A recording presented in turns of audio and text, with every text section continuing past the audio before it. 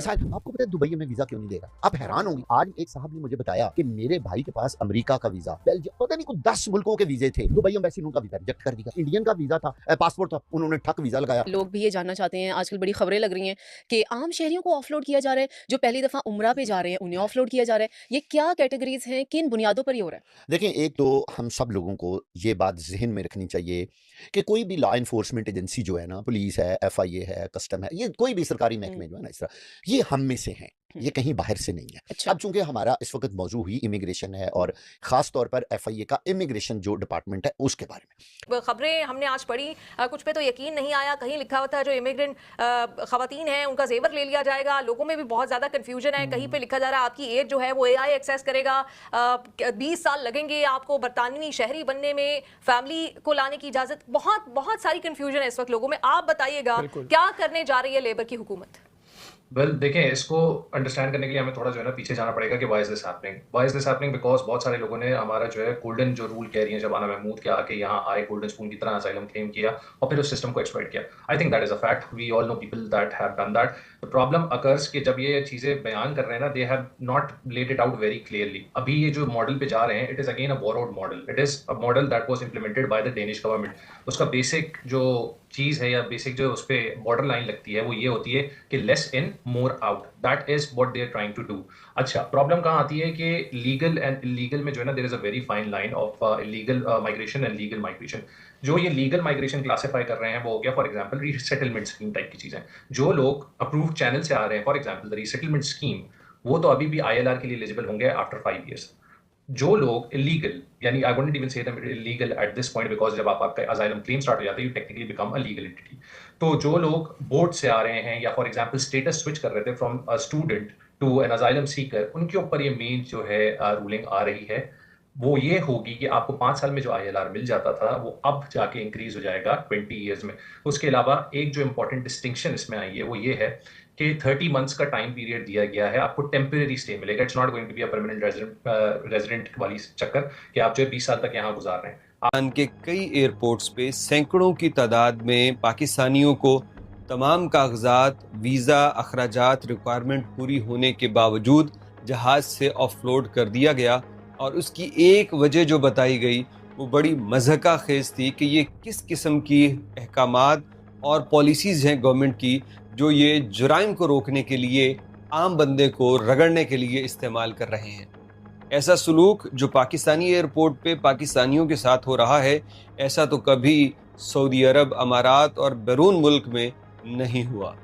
ज़रा सुनिएगा तफसील और हुकूमत पाकिस्तान की संजीदगी का अंदाज़ा लगाइएगा। ये वो पाकिस्तानी है जिनके मुतालिक हर हुकूमत ये कहती है कि ये हमारे सर का ताज हैं, रीढ़ की हड्डी हैं हमारी मईशत के लिए, और आज इसी रीढ़ की हड्डी को पूरा जोर लगा के तोड़ने की कोशिश की जा रही है। ज्यादा उन्होंने ये इस चीज के ऊपर एम्फसाइज किया कि 4 कोर पिलर्स होंगे सेटलमेंट की क्राइटेरिया को मीट करने के लिए, जिनमें से सबसे पहले कैरेक्टर, दूसरे नंबर पे इंटीग्रेशन, तीसरे नंबर पे कंट्रीब्यूशन और चौथे नंबर पे रेजिडेंस। वो ये कहना चाहते हैं कि जो भी इस मुल्क में आएगा वो इस मुल्क के अंदर कंट्रीब्यूट करेगा तो उसको शहरियत का हक मिलेगा इस कंट्री के अंदर। उन्होंने ये भी साथ में कहा है कि जो लोग ऑलरेडी मौजूद हैं कंट्री के अंदर, जो कि काफी शॉकिंग और अलार्मिंग बात है बड़े सारे लोगों के लिए, क्योंकि जब भी इमिग्रेशन लॉ इससे पहले चेंज हुआ है तो वो कभी भी रेट्रोएक्टिवली, यानी कि पिछले ऑलरेडी जो कि रूल्स या स्कीम पे हुए हैं उनके लिए नहीं चेंज हुआ, सिर्फ फोर्थ कमिंग लोगों के लिए ही चेंज हुआ है, जिसकी वजह से काफी सारे लोग जो है वो एक पैनिक के अंदर चले गए हैं।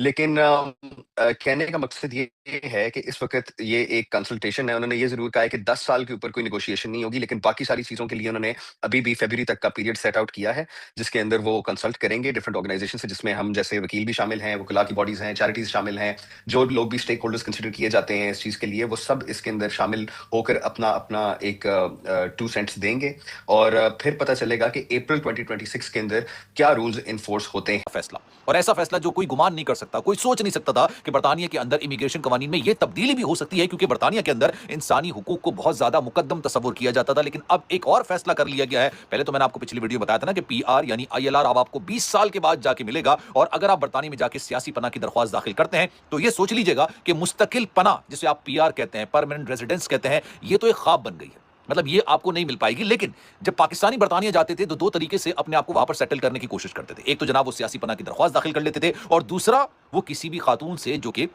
बरतानवी सिटीजनशिप रखती होंगी वो वहां से उनसे शादी कर लिया करते थे। अब जब ये शादी होती थी ये बिना सर पैर की शादी होती थी। मैं तमाम लोगों की बात नहीं कर रहा, मैं उन लोगों की बात कर रहा हूं जो कि वहां पर गलत इंटेंशन से जाते थे, जिनका सिर्फ मकसद ये होता था कि वहां पर जाके सिर्फ अपने आप को सेटल करना है। मैं उन लोगों की भी बात नहीं कर रहा जिनको वाकई में जेन्युइनली अपने मुल्क के अंदर खतरा होता था, जान का खतरा होता था, उनकी फैमिली को खतरा होता था और वो जाके वहां पर सियासी पनाह की दरख्वास्त दाखिल करते थे। ये उनका हक था क्योंकि वाकई में उनकी जान को पाकिस्तान के अंदर खतरात थे। लेकिन जैसे कुछ लोग अपने रिश्तेदारों में शादियां कर देते हैं, अपने बहन भाइयों के बच्चों से शादियां कर देते हैं, उन मामलात की बात मैं नहीं कर रहा। वो लोग अक्सर स्टूडेंट्स ये काम किया करते थे कि बरतानिया जाते थे, या तो सियासी पनाह का रास्ता अपनाते थे, वो रूट अपनाते थे, या फिर फैमिली वीजे की तरफ आने की कोशिश करते थे और उसके लिए वो एक बिना सर पैर की, बिना जोड़ की वो शादी कर लिया करते थे। लेट्स सपोज के 3 बच्चों की अम्मा से उन्होंने शादी कर ली, या फिर ऐसी खातून से शादी कर ली जिनके अपने बच्चों की शादियां हो चुकी थी और इस शादी को बज़ाहिर देख के यही गुमान होता था, यही तस्वुर किया जाता था, यही माना जाता था कि ये शादी अपने आप को लीगल करार देने के लिए की गई है।